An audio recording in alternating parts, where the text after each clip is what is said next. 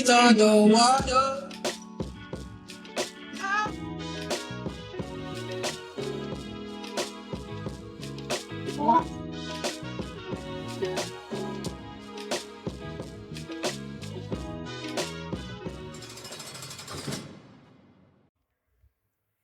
Yeah, I know what's going on. It's time for another episode of Doing Time with Joe. I'm your host, Joe Baker. Welcome to the show, y'all. Look, before I get started, I want to explain something to you about the shows I'm going to be doing the next few days, right? These shows are going to be called The Chronicles of a Lifer. And a lifer is somebody that's got a life sentence, but having a life sentence, and depending on what state you're in, doesn't necessarily mean you're going to be in for the rest of your life. Like, I have 2 life sentences, but they're old life sentences. And back in the day when I was sentenced to life in prison, that meant that I had to do 19 years on it. You know what I'm saying? So 19 years, 6 months, and in worst case, 21 years. But the point I'm trying to make is this. A lot of the guys that I associate with on a daily basis was like, Joe, you don't talk about us, man. You don't talk about our stories and what we go through and why we feel and think and act the way we do, right? So I talk to them and I'm telling them, you know what? You're right. I need to represent, you know what I'm saying, us a little bit better. But I want you to understand that a lot of these stories are not long and drawn out stories. They might be 10 minutes or 12 minutes long. So if that's the case and the stories are 10 or 12 minutes long, don't abandon me. Don't, you know what I'm saying, click off or whatever the case may be. Just tune in because I'm going to put 2 stories on that for that same day, back to back. You know what I mean? Maybe not back to back, but there'll be 2 stories that day, maybe 30 minutes apart or an hour apart or whatever the case may be. It'll be based on the people that put the shows up for me, right? But I'm going to give you 2 shows if the shows are that short. If they're not that short, if they're 18 or 20 minutes long, it'll just be that one show.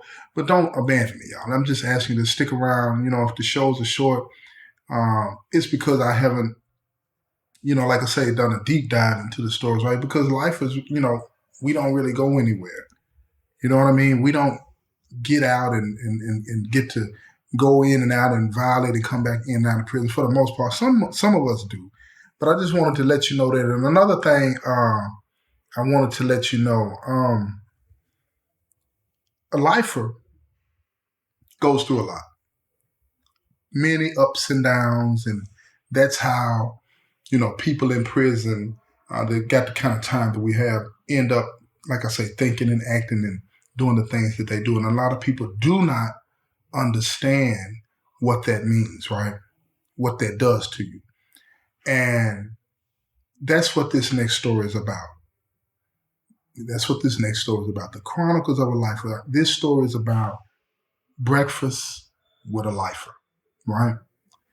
And it's about this kitchen steward lady. This was years ago. One of my partners that pulled up on me and told me that I need to better represent lifers he said, do you remember when we was at this other prison and he worked in the kitchen? I was like, yeah, I remember. And he told me about this lady that worked in the kitchen, that she was an old head too. You know what I'm saying? She worked in the kitchen and she was real nice to the guys. You know what I'm saying?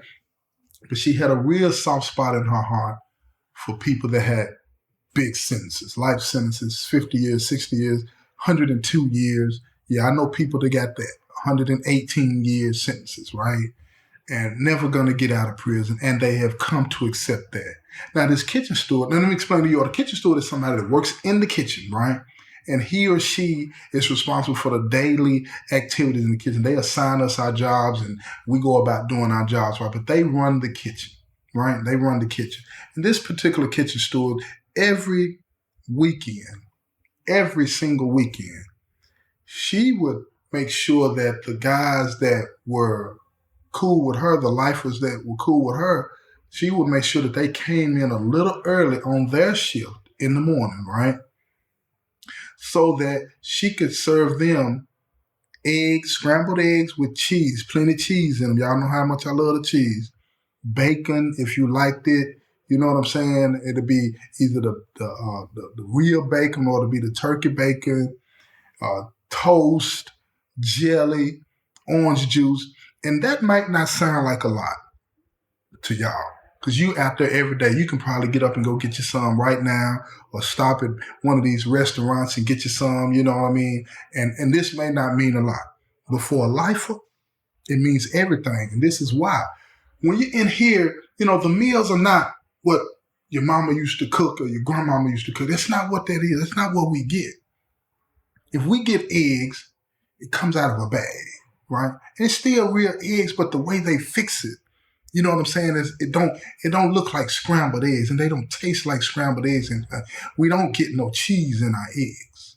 Period, point blank. No cheese in the eggs, right? And then when it comes to the bacon, we got to buy our own bacon out the commissary. They don't even serve that. And then if you're at an institution where they do serve the bacon, listen to me, you can hold the bacon up and see through it. Real talk. You could hold the bacon up and see through it. It's like, put on some glasses, you can still see through that, right? It's not real good quality cut bacon. And ain't no such thing as toast. We might get some biscuits. And you'll be lucky if the biscuit, you can cut it in half, because most of the time with our biscuits, you try to cut them in half, they'll fall apart. They'll fall apart if they're not made right. And a lot of people don't take the time and put the K in. And there ain't no butter on them or none of that kind of stuff, right? In most cases, right? So she would take her time and she would fix these guys this meal. It was about 3 or 4 of them. And she would make sure that they ate till they were full, because that's not what we get. We don't get to eat to our fill. We eat just the exact same portions that everybody else get, and that's not a lot. We get like maybe 2, we got these spoons that measure out, right? 2-ounce spoon, 4-ounce spoon, 8-ounce spoons, right? The 8-ounce spoon is mostly for the oatmeal and the grits and stuff like that. And the 4-ounce spoon, that'll be for the eggs, right? And imagine, just take your hand. It's about the size of, the amount of eggs that we get is about the size of a handball or a tennis ball. Let me put it like it. Just a round tennis ball, just that round shape, that's about the clump that you get on some eggs, right? Like I say, with no cheese. But she would make sure they had a big plate. And then she didn't even serve them off of the regular prison plate. The regular prison plate, it's got these sections, and it's sectioned off so that, the portion sizes will be put in there and it'll fit, and it'll make it look like you got a lot of food, but it's really not. You know what I'm saying? So she would put these guys' meal on a paper plate, and it, like a regular plate at the house where you at your cookout with your family and stuff, she put that on a paper plate, and she would give them a regular fork. It would be a plastic one, but it'd be a regular fork with teeth on it, not the spork, right? Not the spork. And then sometimes she would have cereal, whether it be Raisin Bran, Captain Crunch, Frosted Flakes, stuff that we would grow up on, right? She would ask them, what type of cereal do you want? And she would make sure that they would have it. And you get a regular spoon. Again, we get a spork. We eat stuff with that spork no matter what it is. But you get a regular spoon so you can dip down in your cereal, right? And she made sure that they were taken care of. And the orange juice wouldn't be penitentiary orange juice. And when I say penitentiary orange juice, I ain't talking, we would get that real deal orange juice, man, they would get that real deal orange juice, and they would have those pulps in it. You know what I'm saying? The real stuff, like what y'all drink out there. And she made sure that they were happy and satisfied, and she would sit around and she would talk to them. She would ask them, what's been going on with you? How you doing? And how's your family doing? Just so that they would feel normal, just for that little bit of time. She wanted them to feel normal just for that little bit of time. And that meant everything to them. It meant everything to them that somebody would take the time to acknowledge their humanity, okay? Now, here's what happened. There was this dude that worked in the kitchen, right? He was a short-timer. He didn't understand the seriousness of what was going on. So one day, he running around, he sold a little weed. He running around one day, and he gets popped. He gets popped selling this weed. Now, he had heard about this kitchen steward bringing in the stuff to make these meals for these guys. And for the most part, it was kind of like understood that she was doing it, but it wasn't talked about. You understand what I'm saying?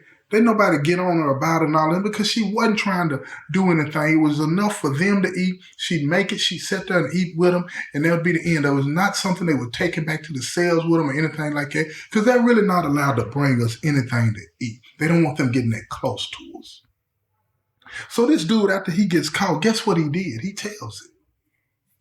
He gets caught selling weed, so he tells on her to get out of his trouble.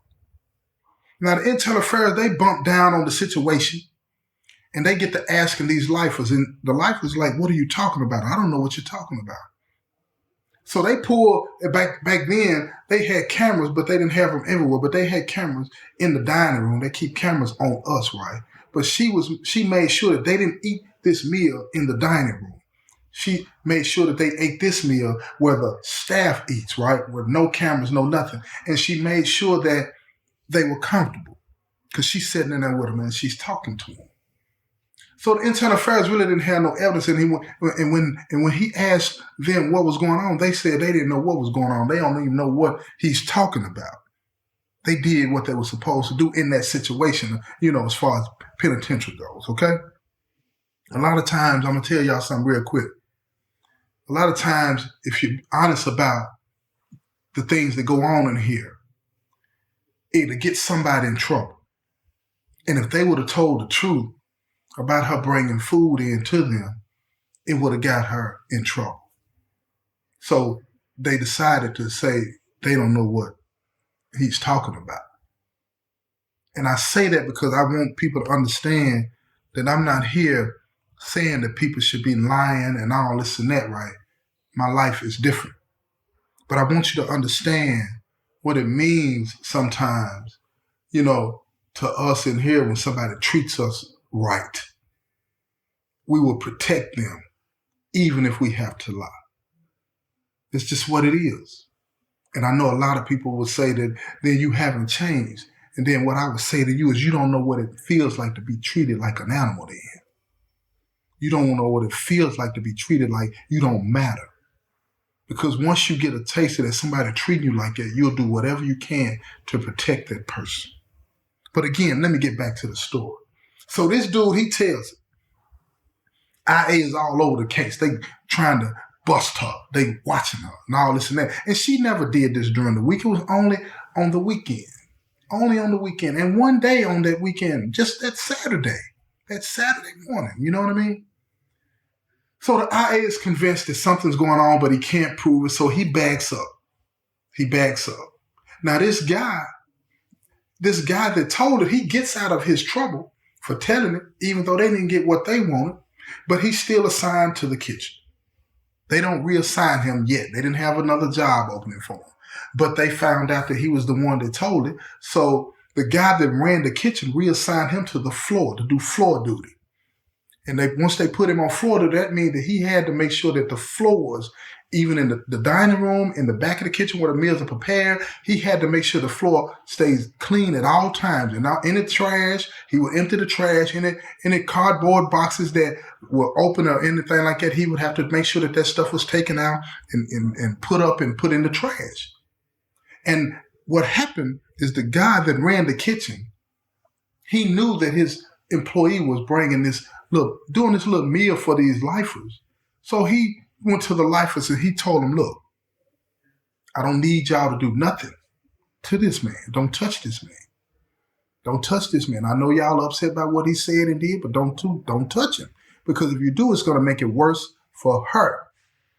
And they understood exactly what the kitchen store was trying to tell them. But he was the boss. So they respected that. They said, okay, amongst themselves. Now, we ain't going to do nothing to him because I'm going to tell you something. Usually, what would have happened to him is he would have got his head split to the ooh-wee, all the way to the white meat. But in this situation, they decided, nah, if we do that, it's going to get her in trouble. They're going to think that we retaliated. So this is what they did. All of these kitchen guys, they worked different jobs, right? Various different jobs. One was a baker, the other one did like the soups and stuff like that, or whatever the case may be, and all of that, right? So they had access to different things in the kitchen to prepare the meals and all that kind of stuff, right? So they got to thinking and said, okay, he's assigned to the floor. And the floor man usually is the one that can get off. He's sitting down a lot during the day, right? Because you can't sweep in the back when they're preparing the meal because you don't want dust to be stirred up while people are preparing the meal. And you can't sweep when you're out in the dining room, when people are in the dining room, but it's only 3 times a day that people are in the dining room eating breakfast, lunch, and dinner, right? Other than that, he's supposed to be sweeping. But once you sweep that one time, the area, especially the dining room, it stays pretty clean. You don't have to worry about that. You don't have to worry about that. And it's pretty much the same in the back. After the guys have finished preparing the meals, it's really a lot of downtime until the guys come in to eat the meal, and then they got to serve the meal. So the sweep man is really a sweet job. But this is what they did. One of the lifers, he was a baker, and he would get the flour to make the biscuits, right? He would get the flour to make the biscuits and all of that other type of stuff. But he would get access to the flour. So he got the flour, and he got at the door of the dining room, the area where the guys sit to eat, right? And he cut a slit in the bottom of the bag, and he just started walking around out in the dining room as if he didn't realize that the flour was coming out of the bottom of the bag and it was getting all over the floor. And the other lifers, they were walking behind him. Hey, bro, let me holler at you. Hey, bro. And they're getting their footprints all over the dining room floor. And then they would walk back in the back, and their footprints were all over the floor with flour. Flour was everywhere, right? And this is right after the dude had just finished sweeping. So one of the soup guys, he accidentally, quote unquote, spills the soup all over the floor. They're making all of these messes so this dude would have to continue to clean up. And it was over and over and over. And the dude that ran the kitchen, he understood what was going on. And he was telling them, stop, quit doing this. Because this guy was getting frustrated, the one that told it. Now, because he's got to clean up. So one day, they said, okay, we're going to give him a break. This was after a week. So one day, they got word that they were going to get inspected. And let me tell you something. Inspections are big in here. The warden will come through, or it might be somebody from the head office that will come through, and they don't want to hear nothing about something not being done. They want the stuff to be clean, neat, and everybody in order and doing what they were supposed to be doing. And then when you're done with that, you need to be chilling somewhere. And when they come around, you need to be looking like you're busy. That's how they want it. I'm just telling you what it is. So this is a big inspection. So they plot and they get together and say, okay, 10 minutes before they get here, because they give you warning, they let you know they're on the way. That way you can get yourself together, right? And so 10 minutes before they were on their way to the kitchen, they call up there and let them know. So the brother and them, they get together. They all get together. And what they did, they had taken some piss.